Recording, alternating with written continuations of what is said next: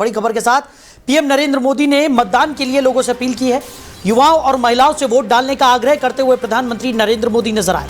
तो असम, केरल, पुडुचेरी में मतदान जारी है। लोकतंत्र के पर्व में बढ़ चढ़कर हिस्सा लेने के लिए प्रधानमंत्री नरेंद्र मोदी ने लोगों से आग्रह किया। उन्होंने कहा कि हर वोट से प्रदेश का भविष्य तय होगा। तो प्रधानमंत्री नरेंद्र मोदी ने असम, केरल और पुडुचेरी के मतदाताओं से विधानसभा चुनाव में बढ़ चढ़कर हिस्सा लेने की अपील की। उन्होंने अंग्रेजी के साथ साथ असमिया, मलयालम और तमिल भाषाओं में अलग अलग संदेश जारी कर लोगों, खासकर युवाओं और महिलाओं से अधिक संख्या में मतदान करने का आग्रह किया।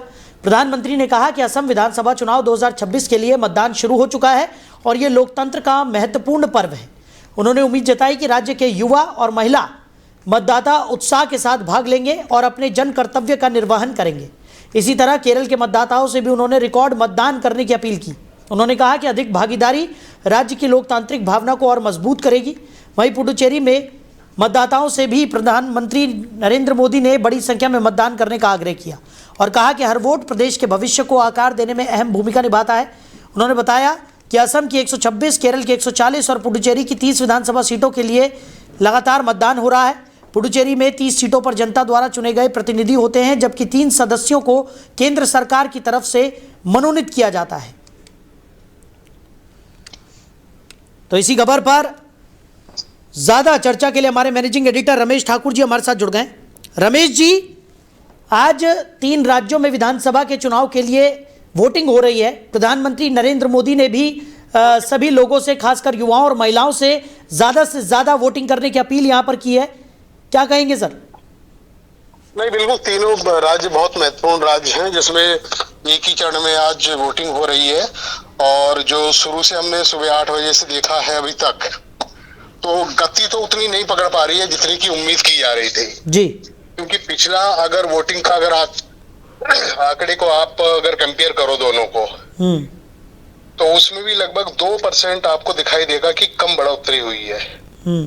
तो इससे ये लगता है कि जो रुझान है जनता का, वो ज्यादा, आप ये नहीं कहोगे, बहुत उत्साह है, बहुत एक्साइटेडपन है इस चुनाव को लेके। जहां तक मुझे लग रहा है कि संतुलित है, ये कह सकते हो। लेकिन हो सकता है कि जनता भी 12 बजे के बाद बाहर निकले, क्योंकि वोटिंग प्रतिशत हमेशा जो बढ़ता है या तो दोपहर में बढ़ता है, नहीं तो फिर वही इवनिंग समय जो बिल्कुल खत्म होने का टाइम होता है जी, वो है। लेकिन 1 बजे तक पता चल जाएगा कि वोटिंग प्रतिशत कहाँ तक पहुंचेगी और कितना हो पाएगा। और सबसे बड़ी बात है, देखो ये जो चुनाव है, एंड में असम का चुनाव साहिल जी पूरा बदल गया है। पवन खेड़ा ने जो दस्तावेज मौजूदा सीएम, उनकी धर्मपत्नी, उनके परिवार के लिए जो उन्होंने जारी करा है, उसके बाद चुनाव की पूरी तस्वीर बदल गई है। इसमें चीज एक भी आ गई है, देखो क्या होता, सत्ता पक्ष और विपक्ष, उनके बीच में जो गठजोड़ होता है, आप पत्रकार, मैं हूं, हम तो एनालिसिस कर लेते हैं, हमें तो कुछ पता चल जाती है जी। लेकिन आम जनता इस हकीकत से परे रहती है। हाँ। इसमें दोनों में होता क्या, कॉन्ट्रैक्टर और ठेकेदार का वो होता है।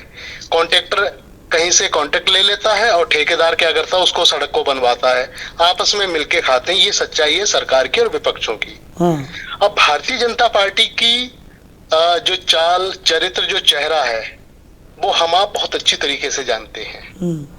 आपके घर में 5 लोग हैं, अगर एक व्यक्ति आपके घर में आ जाए और आप उनको मुखिया बना दो और आप उनके अंडर में काम करो, क्या ऐसा पॉसिबल है? नहीं है। भारतीय जनता पार्टी कमोबेश इसी पथ पे चल रही है कि एक बाहर से आया हुआ व्यक्ति जो खाटी का कभी कांग्रेसी होता था, उसको आसाम की बागडोर हमने 2 बार थमा दी।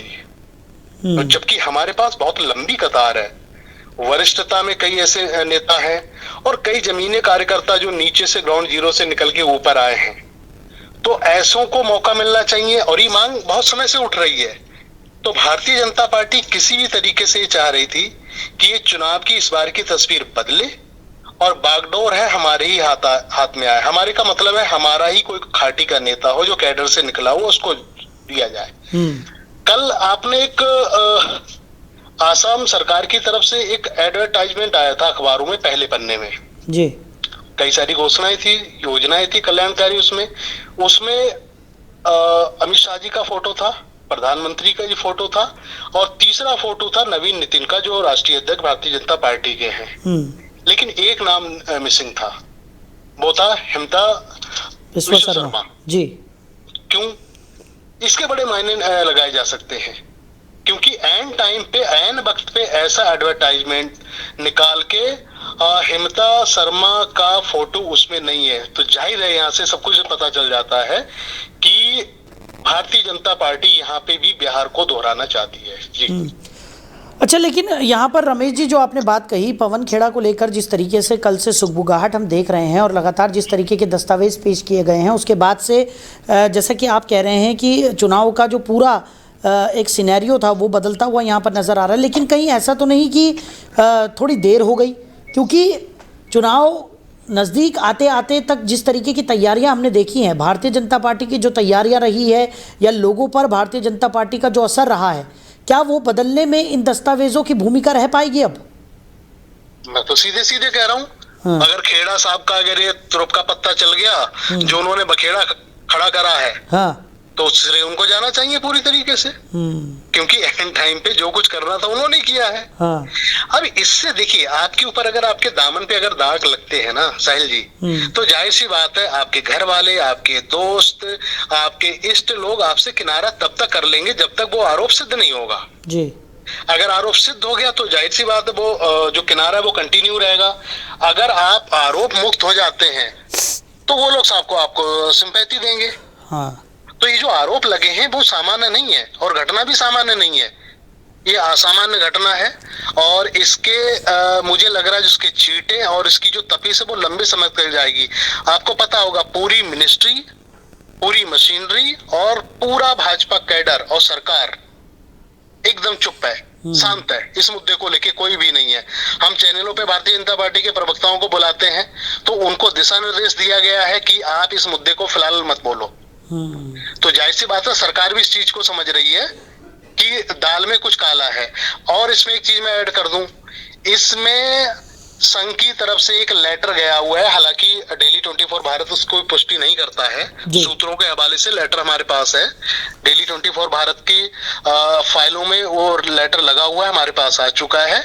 उसमें सख्त हिदायत मोहन भागवत की तरफ से प्रधानमंत्री जी को दी गई है कि इस व्यक्ति को, हिमता विश्व शर्मा की मैं बात कर रहा हूँ, कि इनको हटाने के लिए हमने आपको पहले ही आगाह करा था, लेकिन आपने नहीं हटाया। क्या मजबूरियां हैं, क्या इस तरीके से हैं, और तमाम सारे उन्होंने इस तरीके का आरोप वगैरह लगाए हैं। अगर वो लेटर की सही है, उसकी सच्चाई सही है, तो आप ये कह सकते हो ये आरोप है, सही है जी। चलिए रमेश जी, हमारे साथ जुड़ने के लिए, इस तमाम चर्चा के लिए आपका बहुत शुक्रिया।